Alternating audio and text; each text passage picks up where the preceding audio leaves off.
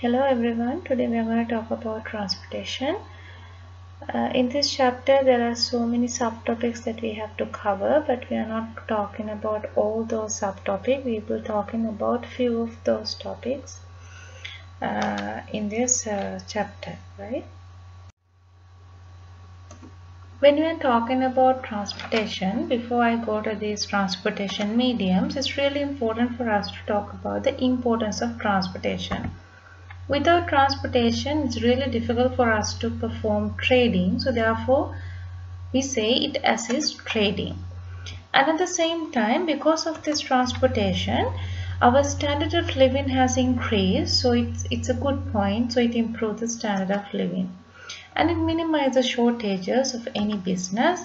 And at the same time, it creates utility of a place. So your place becomes something which is more easy to access.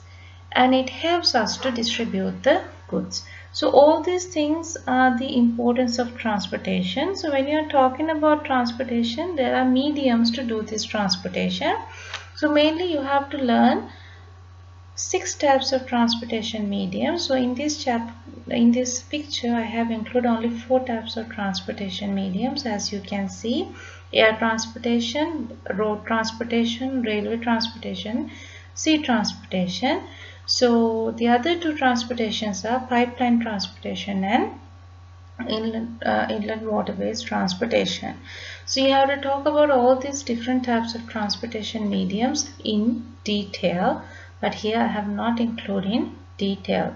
So with this, the next topic is about the containerization. So we'll see what is containerization.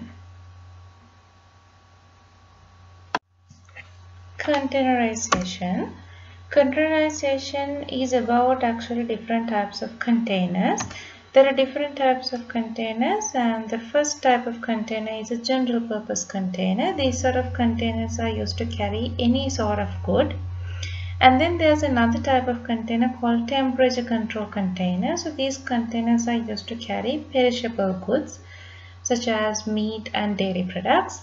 And the other type of container is called tank container for bulk, liquid and dangerous good.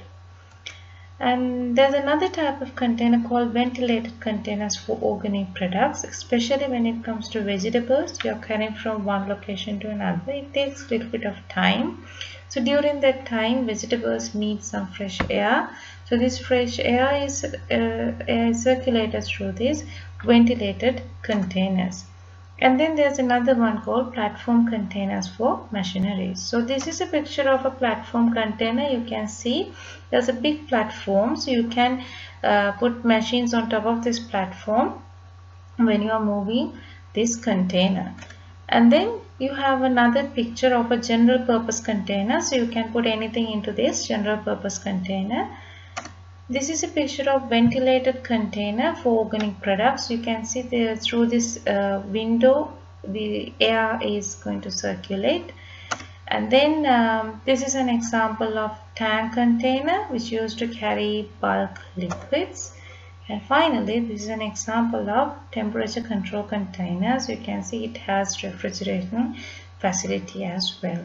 So these are the different types of containers available.